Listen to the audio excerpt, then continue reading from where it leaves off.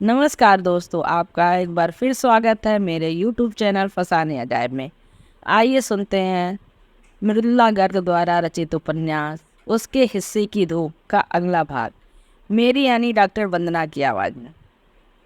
आज 4.5 वर्ष बाद दिल्ली के अपने उसी घर की ओर वापस जाते जाते मधुकर के साथ गुजारे उन आरंभिक क्षणों को याद करके मनीषा को लगा जैसे वह उसके साथ नहीं, किसी और के साथ घटित हुआ हो, किसी उपन्यास या नाटक के पात्र के साथ, जिसकी कहानी इतनी विशद भावुकता के साथ लिखी गई थी कि पढ़ने सुनने पर उसकी स्मृति का अभिन्न अंग बनकर रह गई।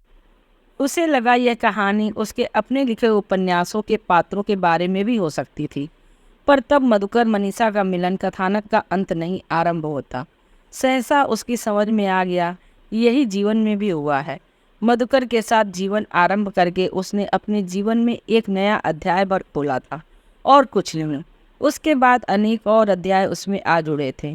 आज के उसके और 4 वर्ष पहले के मधुकर के साथ के जीवन में कहीं कोई साम्य नहीं है, जो कभी एक के बाद एक सीढ़ी चढ़ने के समान अनायास था, आज कमंद डालकर दीवार पर चढ़ने के समान सचेष्ट हो गया है। पहले जो सत्य था अब नाटक बनकर रह गया है। प्रेम करते करते ऊब उठे वह और मधुकर प्रेम का नाटक करने लगे हैं। पहले वह अपने साथ होने को ही लक्ष्य मानकर उस तक पहुंचने की चेष्टा में व्यस्त रहते थे, इसलिए जब साथ होते थे तो और कुछ नहीं चाहते थे।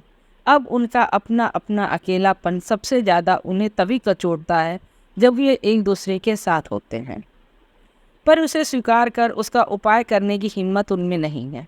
इसीलिए सत्य का सामना करने के बजाय वे नाटक करने लगते हैं। संवाद बोल बोलकर अपने को विश्वास दिलाते हैं कि चूंकि वे अकेले नहीं साथ हैं, इसलिए व्यस्त हुई हैं। इस अविनीत व्यस्तता से उनका समय भले ही भर जाए, पर मन मस्तिष्क नहीं भर पाता।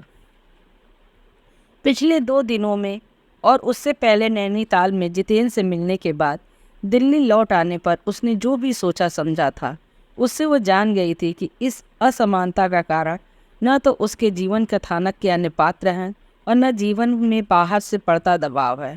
कारण वह स्वयं ही है। ऐसा क्यों हुआ? क्या जो जितेंद्र ने 4 वर्ष पहले कहा था वही सच था? प्रेम चुक जाता है, यही उसकी त्रासदी है, यही उसकी नियति है। क्या मधुकर के लिए उसका प्रेम चुक गया है, या चुका नहीं, सिर्फ रोजमर्रा की वस्तु बन के रह गया है? क्या अपने खाली दिनों की ऊब से बचने के लिए ही वो दोबारा जितेंद्र के पीछे नहीं दौड़ गई थी? नहीं, अब और आत्म छलना नहीं, उसने सोचा, और एक मनोवैज्ञानिक की क्रूरता के साथ साथ अपने जीवन का विश्लेषण आरंभ कर दिया। जितेंद्र से तलाक मिले उन्हें 2.5 वर्ष हो चले हैं।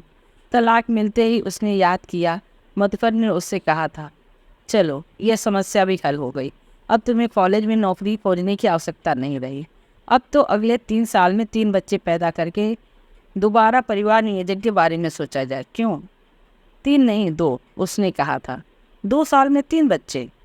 नहीं बुद्धू, 3 साल में 2 बच्चे। अच्छा चलो 2 ही सही। लगता है तुम्हें मॉलसस बाबा से बहुत डर लगता है। लगना ही चाहिए, तुम अरसाफ पढ़ाते हो, जानते नहीं आबादी कितनी तेजी से बढ़ रही है। जानता हूँ। तुम जानती हो मॉलसस के कितने बच्चे थे? कितने? पूरे 9। वह हजरत अपने घर में अपनी थ्योरी का उपयोग करके देख रहे होंगे। मनीषा हंस पड़ी थी। तुम्हें उसकी आवश्यकता नहीं। अच्छी तरह परामर्श करके उन्होंने योजना बनाई थी, पर वह अगले 3 महीनों में ही विफल हो गई। पहले शिशु का 3 माह बाद गर्भपात हो गया और डॉक्टरी राय के अनुसार अगले शिशु की योजना 2 साल तक स्थगित कर देनी पड़ी। कोई बात नहीं, मधुकर ने हंसकर कहा था। 2 साल हनीमून और सही, गर्मियों में नैनीताल चलेंगे। हाँ जरूर। मनीषा ने भी हंसने का प्रयत्न किया था। परिवार नियोजन विभाग की तरफ से हमें इनाम मिलना चाहिए। ठीक है, आज ही अर्जी दे देंगे, मधुकर ने कहा था और हंसता रहा था। बात दोनों ने हंसी में उड़ा दी थी, पर उसके पीछे जो व्यथा छिपी थी दोनों पर जाहिर हो गई थी। हो सकता है यही मेरी कुंठा का कारण हो, मनीषा ने सोचा। इसीलिए मैं अपने से मधुकर से जीवन से उदासीन हो उठी हूँ, इसीलिए मेरा प्रेम शिथिल हो गया हो। यदि वह कहानी लिख रही होती तो इतना ठोस कारण पाखुश हो जाती और फौरन उसे अपने पात्र को थमा देती, पर स्वयं अपने को बहकाना इतना आसान नहीं था। जितेंद्र के साथ बिताए पिछले 2 दिनों ने उसकी दृष्टि को इतने प्रखर रूप से अंतर्मुखी बना दिया था कि थोपे हुए कारणों से संतुष्ट होने वाली मुग्धावस्था में वह नहीं थी।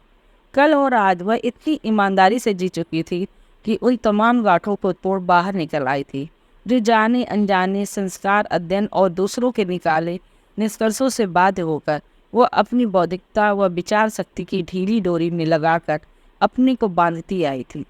जिस स्व-विश्लेषण का क्रम जितेंद्र से नैनीताल में भेंट होने पर हुआ था, आज उसके चले जाने पर पूरा हो गया। वह समझ गई कि अपने जीवन की सार्थकता उसे अपने भीतर खोजनी होगी। केवल माँ बनने से कुछ नहीं होता, समय को भरने का एक और साधन मिल जाता है बस। पर क्या वह अपने जीवन को इसी तरह टुकड़े टुकड़े कर जीती रहेगी? पहले जितेंद्र ने पत्नी की मांग की, वो उसे पूरा करने में जुट गई, पर उसका अपना समय खाली रह गया। उसका मस्तिष्क खुराक की मांग करता रहा, उसी खोज में इधर उधर भटकने लगा, पर अधिक परिश्रम नहीं किया। जो रास्ता सबसे पहले दिखाई दिया उसे ही थाम लिया। कॉलेज में नौकरी कर ली। रास्ता सुगम था पर अनुकूल नहीं। वो पढ़ाती जरूर रही, पर हरदम यही एहसास लिए कि वह सिर्फ खाली समय को भरने के लिए पढ़ा रही है। मस्तिष्क फिर भी अपनी खोज में भटकता रहा। सहसा मधुकर इतनी असहिष्णु मांग लेकर उसके दरवाजे पर खड़ा हुआ कि अपने समय के हर क्षण हर पल को उसके हवाले कर वह निश्चिंत हो गई। पर कितने दिन, न जाने कब समय बढ़ने लगा या मधुकर की मांग घटने लगी। एक दिन उसने पाया कि एक बार फिर समय की मांग उस पर हावी हो गई है और मस्तिष्क उसे पूरा करने के रास्ते में भटक चला है। यदि अब शिशु को जन्म देकर वह एक रास्ता और भी निकाल ले तो क्या होगा? कुछ वर्षों के लिए वो अपना खालीपन आगे खिसका के भर सकती थी, पर कुछ नहीं। 3-4 साल पूरे होते होते समय फिर बढ़ने लगता या शिशु की मांग घटने लगती और उसका मस्तिष्क फिर झोली पसारे घूमने लगता। किसी दूसरे इंसान को आधार बना। उसके सहारे जीवन बहुत जोखिम का काम है।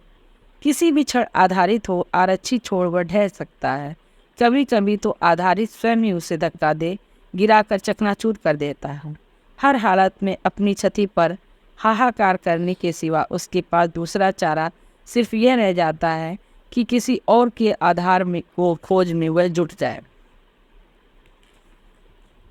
कौन जानता है वह आधार कब, कहाँ और कितनी देर के लिए मिले तो अकस्मात मिल जाए, जैसे जितेंद्र से नैनीताल में आकस्मिक भेंट और दिल्ली में उसकी उतनी ही आकस्मिक मांग, पर उतनी ही आकस्मिकता के साथ वह चटक कर टूट जाता है, झिझक कर पीछे हट सकता है या किसी अन्य दुर्दनीय मांग के पीछे दौड़ सकता है, सहसा अंतर्लीन हो सकता है। एक बार फिर उसे जितेंद्र की व्यस्तता से ईर्ष्या होने लगी। नैनीताल में जितेंद्र से मिलने के बाद उसने निर्णय किया था कि दिल्ली लौटते ही किसी नियमित नौकरी की खोज करेगी, पर पिछले 6 महीनों में उस खोज का आरंभ भी न हो सका। नियमित नौकरी के बारे में सोचने विचारने पर केवल एक ही रास्ता उसे दिखलाई देता था और वह था कॉलेज में हिंदी साहित्य पढ़ाना। यही एक ऐसा काम था जिसके लिए उसके पास कुछ शिक्षा, दीक्षा और अनुभव थे, पर जो था वो पर्याप्त कदापि नहीं था। अनेकानेक PhD प्राध्यापकों के रहते केवल MA पास मनीषा को बेंगलुरु के कॉलेज के 2 वर्षों के अनुभव के बल पर दिल्ली में नौकरी मिलना असंभव ही था। बेंगलुरु की बात और थी, वहाँ हिंदी पढ़ाने वाले कम मिलते थे, पर पढ़ाना उसे दिल्ली में ही था। बेंगलुरु में पढ़ाया तो था तब जब जितेंद्र उसके जीवन का केंद्र बिंदु था। अब वह केंद्र बिंदु मधुकर है और उसका आवास स्थल है दिल्ली। मधुकर नौकरी छोड़ बेंगलुरु जा नहीं सकता। मनीषा अलबत्ता छोड़ सकती है, नौकरी या पति। यूँ सिर्फ नौकरी करने के कारण पति को छोड़ने का कायदा नहीं है, लिहाजा नौकरी करने का इरादा ही छोड़ा जा सकता था, पर फिर PhD किया जा सकता था। मनीषा कर भी लेती, पर कॉलेज में पढ़ाना उसकी प्रवृत्ति के इतना प्रतिकूल था। सुधा से बहस का आकर्षण न रहता तो शायद बेंगलुरु कॉलेज से भी इस्तीफा दे बैठती कि अब 4 वर्ष के अंतराल के बाद केवल समय भरने के लिए ऐसे काम के लिए तैयारी करना जिसमें उसे रुचि भी नहीं है, उसे अच्छा नहीं लगा और बात कल पर टलती रही। एक बार मधुकर से इस बारे में राय लेने की कोशिश भी की थी। कॉलेज में पढ़ाने के सिवा क्या मैं और कोई काम नहीं कर सकती? उसने उससे पूछा था। और क्या करोगी? उत्तर मिला था। इससे बढ़िया काम और क्या हो सकता है? इतना बढ़िया काम है तो तुम रोज़ कॉलेज से लौटते ही अपने दिमाग खपाए जाने का बखान में करते हुए बैठ जाते हो। मनीषा ने उसे छेड़ा था। और क्या, दिमाग तो खपता ही है, उसने फौरन कहा था। जब देखो तब शिकायत करते रहते हो कि यूनिवर्सिटी में कोई काम ढंग से नहीं होता, छात्र पढ़ना नहीं चाहते, शिक्षक पढ़ाते नहीं हैं, सब के सब बैठे बैठे तिकड़ में लड़ाया करते हैं और अंत में सारा का सारा काम तुम्हारे सिर आ पड़ता है। पड़ता तो है ही, मैं क्या गलत कहता हूँ? वहाँ क्या कम खर दिमाग बसते हैं? फिर भी काम बढ़िया है, उसने व्यंग किया। अरे काम में कुछ न कुछ तो चलता ही है, कोई मुश्किल ही ना हो तो फिर आदमी जूझे किससे? यानी सिर खपाने के लिए ही वहाँ काम करते हो, जिससे यहाँ आकर मेरा सिर खपा सको? मधुकर के आत्माभिमानी लापरवाह स्वर से चिढ़कर उसने कहा था। मधुकर एकदम हा हा करके हंस पड़ा। चलता है चलता है चलता है, काम में तो सब चलता है, उसने कहा था।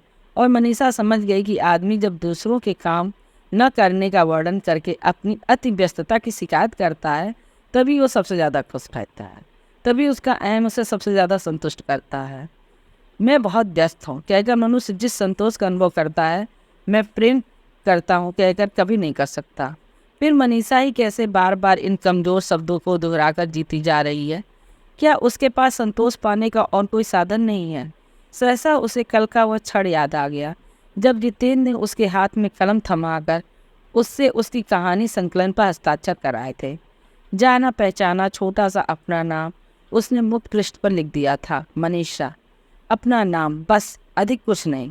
पर उस मनीषा के माँ के पृष्ठ पर फैलते फैलते उसने जिस आत्मगौरव और संतोष का अनुभव किया था, वह शायद और कभी नहीं किया। मधुकर का प्रेम जीतने पर भी नहीं, और केवल उसी क्षण नहीं, पुस्तक में संकलित कहानियों को लिखते समय भी जो क्षण उसने व्यतीत किए थे, तब भी उसने इसी आत्मगौरव और संतोष का अनुभव किया था। इसलिए नहीं कि उसने जो कहानियाँ लिखी थीं वो दुर्लभ या महान कृतियाँ थीं, इसलिए भी नहीं कि उनसे जो कोई विशेष प्रशस्ति या अर्थ प्राप्ति हुई थी, इसलिए भी नहीं कि उनकी संरचना से पूर्णतया संतुष्ट थी, केवल इसलिए कि वह उसकी अपनी वस्तु थी। उसके लिए वह किसी की मोहताज नहीं रही थी। एक बार फिर उसके कानों ने जितेंद्र के तेजी से आगे बढ़ते व्यस्त कदमों की आहट सुनी, और अब उसकी व्यस्तता से उसे सहानुभूति हुई। ईर्ष्या का विषय वह उसके लिए सदा से रही है। तब से ही जब वो समझ गई थी कि जितेंद्र के जीवन का लक्ष्य केवल कर्म हो सकता है, प्रेम नहीं। पर आज जब कर्म के पुकारने पर वह प्रेम के बाहुपास को अलग छिटक कर चले जाने में रंच मात्र भी नहीं हिचकिचाया, तो ईर्ष्या करते कहते सहसा अपने भीतर सत्य के दर्शन पा वह उसके प्रति सौहार्द से भर उठी। मनीषा को छोड़ते ही जितेंद्र एकदम उदासीन नहीं रह पाया था। चलते चलते उससे अलग होने का विषाद उसे छू गया था, पर अवरोध बन रोक नहीं पाया था। आने वाले दिनों में हो सकता है अनेक बार उसे मनीषा का ख्याल आए, लगे कि उसे छोड़ आने से कुछ अत्यंत मधुर, अत्यंत सुंदर उससे छूट गया है, पर यह कभी नहीं लगेगा कि छोड़कर उसने गलत निर्णय किया है। फैक्ट्री में नुकसान की संभावना का समाचार पाकर वह और कोई निर्णय ले ही नहीं सकता था। यही नहीं, बाद में ठंडे दिल से सोचने पर भी अन्य कोई निर्णय उसे उतना ही असंभव लगेगा जितना आशंका के उन उत्तेजित क्षणों में। एक दिन जितेंद्र ने कहा था, प्रेम जीवन का लक्ष्य नहीं हो सकता। जितेंद्र के लिए यह सत्य है, मनीषा पहले से जानती थी। आज उसने समझा कि यह केवल जितेंद्र के लिए ही नहीं, सभी के लिए सत्य है। यह भी समझा कि उसके अपने जीवन का खालीपन इसीलिए बार बार बना रहता है क्योंकि वह उसे किसी न किसी पुरुष के प्रेम से भरने का प्रयत्न करती रही। इतना घन तो प्रेम में नहीं होता कि वह अंतरिक्ष जैसे फैले जीवन के शून्य को सदैव के लिए भर सके। कुछ थोड़े से क्षण ऐसे अवश्य आते हैं जब वह इतना फैल जाता है कि उसका और छोड़ ढूंढे नहीं मिलता, पर देखते ही देखते फिर सिकुड़कर यूँ सिमट जाता है कि पता नहीं चलता वह कहाँ समा गया। जितेंद्र, मधुकर, फिर जितेंद्र, ये मनीषा के जीवन में उस ज्वर के समान आए थे जो जब आता है तो समुद्र को उथल फुथल, उद्वेलित और मंथित कर उसका रूप ही बदल डालता है। पर जिसका उतरना इतना असंभावी होता है, उसका उतना ही चढ़ना भी। फिर भाटा आता है, सागर पीछे धकेल दिया जाता है और बंधे जंतु सा धीमे धीमे सिसकारी भरता रहता है। पर ज्वार या भाटा, दोनों में से कोई भी सागर का संपूर्ण परिचय नहीं है। उसका सच्चा परिचय है उसकी गहराई में, उसके विस्तार में, उन असंख्य सीप, शंख, मूंगे पौधे और जीव जंतुओं में जो उसकी अतल गहराई में पलते हैं। मनीषा को भी अपना सच्चा परिचय अपने मानस तल की गहराइयों में ही खोजना पड़ता है। खड़खड़ करता स्कूटर आगे बढ़ता गया। और उसके शोर से अछूती मनीषा टकटकी लगाए अपने भीतर ही देखती रही और जितेन के प्रति उसकी सौहार्दता बढ़ती गई। एक बार कलम हाथ में थाम लेने पर वह भी तो उसकी तरह एक निष्ठ व्यस्तता में डूब जाती है। कहानी अधूरी छोड़कर उठ जाना या किसी और काम में लग पाना असंभव लगने लगता है। कितनी ही बार इस बात को लेकर मधुकर से झगड़ा भी हो चुका है। 15-20 दिन पहले की तो बात है। एक कहानी क्या लिखने बैठी, कथानक उलझता ही गया। कई दिन रात वह उसके पात्रों की विचारधाराओं में जूझकर उनकी भावनात्मक उत्तेजनाओं से टकराकर शरीर और मस्तिष्क दोनों से क्लांत हो उठी, पर कहानी बनने में नहीं आई। उसकी कहानी की मुख्य पात्र थी ऐसी स्त्री जो फांसी पर चढ़ाए जाने वाले पति से अंतिम भेंट करने जा रही है। बार बार जैसे वह उसके अंतःकरण में झांकती और भय से स्तब्ध हो कलम रोककर बैठ जाती। लिख कुछ ही शब्द पाई, पर उसने लिखने में न जाने कितने बार स्वयं फांसी पर चढ़ जाने का कष्ट पाया। आखिर कागज वहीं मेज पर छोड़ दुर्घटनाग्रस्त सी वह बिस्तर पर जा लेटी। देर तक निस्तब्ध अचेतन सी वहीं पड़ी रही। फिर न जाने किसने उसके भाव उन्मिलित मस्तिष्क को आ जोड़ा और अर्धतंत्रिल अवस्था में ही आगे का तमाम कथानक ही नहीं वरन उसकी संरचना करने वाला एक एक वाक्य स्पष्ट उसकी आंखों के आगे तैर गया। मंत्र मुक्त सी वह उठी और उन्हें पकड़ कागज पर उतार डालने के लिए मेज पर जा बैठी। कलम उठाकर पहले शब्द अंकित किए ही थे कि मधुकर आ पहुंचा। दरवाजे की घंटी परिचित तीव्रता के साथ बजी तो उसने अनसुनी कर दी और लिखती रही। पर सुनो, कहता मधुकर फिर भी उसकी मेज के पास आ खड़ा था। दरवाज़ा बहादुर ने खोल दिया होगा। बस 1 मिनट प्लीज़, उसने आंखें उठाए बगैर कहा और लिखती रही। कहानी लिख रही हो? मधुकर ने पलंग पर बैठकर जूते मोजे खोलते हुए कहा। उसने उत्तर नहीं दिया। मधुकर जूते खोलता वहीं बैठा रहा। अब अगर उसकी लिखने की मेज उसके सोने के छोटे से कमरे के एक कोने में जबरदस्ती ठूस कर रखी गई हो तो मधुकर को जूते खोलने जाए भी तो कहाँ। अच्छा लिख लो, उसने उसकी चुप्पी से नाराज हुए बगैर उदारता के साथ कहा और चप्पल पहनकर कमरे से बाहर जाने लगा। बहादुर से चाय बनवाओ, मैं भी आई, उसने अपना दायित्व पूरा करते हुए कहा और दोनों बेग से लिखने लगी। वह चाह रही थी कि उस समय जो कुछ भी उसके दिमाग के भीतर भाग दौड़ रहा है उसे उसी आंधी के वेग के साथ कागज पर उतार डाले, फौरन उतार डाले और एक एक सब उतार डाले, वरना कुछ न कुछ उससे छूट जाएगा जो फिर कभी हाथ नहीं आएगा। शायद उसका इतना अधिक चाहना ही अन्याय था, पर उस समय वह अपनी मांग की न्यायोचितता पर ध्यान देने योग्य स्थिति में नहीं थी। 10 मिनट भी नहीं बीते होंगे कि चाय का प्याला हाथ में थामे मधुकर वापस उसके कमरे में चला आया। हुई नहीं? उसने पूछा। बस जरा देर प्लीज, उसने दयनीय आवाज में कहा। चाय पियोगी? मधुकर ने सहृदयता से पूछा। उसने उत्तर नहीं दिया। कुछ देर तक वो बैठा चुपचाप चाय पीता रहा। यदि उस समय वह अपने लिखने में इतनी तल्लीन न होती तो अवश्य उसकी सहनशीलता की प्रशंसा कर उठती, पर सहनशीलता की हद होती है, खासकर दफ्तर से लौटे पति की। वह भी मधुकर जैसे असहिष्णु व्यक्ति थी। जितेन होता तो उसे काम करता देख अहम से अहम दुर्घटना की सूचना को स्थगित करके शायद कमरे के भीतर भी नहीं आता, पर वह क्या सबके बूते की बात हो सकती है। यह उसका दुर्भाग्य था कि जब जितेन था तब उसकी लक्ष्य की खोज की धारा ही भ्रमित रही थी और उसके आने पर वह उसे कभी इस तरह व्यस्त नहीं मिल पाई थी। अरे छोड़ो भी, बाद में लिख लेना, सहसा प्याला जमीन पर रख मधुकर ने जोर से कहा। प्लीज़ 5 मिनट और लगेंगे, तुम्हें जो कुछ चाहिए बहादुर दे देगा, उसने अपने स्वर को अतिरिक्त मधुर बनाकर कहा। वह इस वक्त उसे भड़काना नहीं चाहती थी, फिर भी शायद वो कुछ गलत ही कह गई थी कि हुई मधुकर फौरन भड़क गया। हाँ, सो तो बहादुर दे ही चुका है, उसने कहा, पर तुम क्या यहीं चिपकी बैठी रहोगी? अब लिखने की सूझी है, सारा दिन क्या करती रही? कोशिश बहुत की पर लिख नहीं पाई, उसने अपना स्वर और मधुर बनाकर कहा। तब अभी क्या खाक लिखी जाएगी? छोड़ो, कल लिखना। नहीं प्लीज़, जरा देर मुझे दिक मत करो, फिर नहीं बनेगी, उसका स्वर हुआसा हो उठा। ठीक है, मुझे दिक करने की क्या ज़रूरत है? मधुकर ने कहा। मैं तो सिर्फ यह बतलाने आया था कि चटर्जी और दत्त आज खाने पर आएंगे। आज? कलम उसके हाथ से छूट गई। आज कैसे होगा? तुम्हारे हाथ के मटन कबाब की बड़ी तारीफ कर रहे थे, मैंने कह दिया कि आज ही चले आओ, मटन लेता आया हूँ। मटन कबाब मटन से बनते हैं, याद रख लेने के लिए धन्यवाद,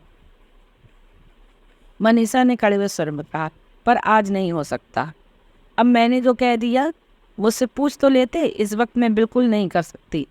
2 दोस्तों को घर बुलाने के लिए तुमसे पहले से आज्ञा लेनी होगी, मधुकर ने सख्ती से कहा। मधुकर प्लीज समझने की कोशिश करो, बहुत दिन हो चले, ये कहानी बन नहीं पा रही थी, अब जाकर बनी है। इस वक्त उठकर कुछ भी करना मेरे लिए असंभव है। अभी इसे पूरा नहीं किया तो शायद फिर कभी नहीं कर सकूंगी। ठीक है, मधुकर ने अप्रभावित स्वर से कहा। तुम कहानी लिखो, कबाब मैं बाजार से लिए आता हूँ। पर बाकी का खाना, वह किसी और दिन नहीं आ सकते? नहीं, मधुकर ने कठोर स्वर में कहा। जब आने को कह दिया है तो मना करने तो जाऊंगा नहीं। तुमसे नहीं होगा तो न सही, खाना बहादुर बना सकता है। तुम्हारे हाथ के कबाब खाए बगैर वो लोग मर नहीं जाएंगे।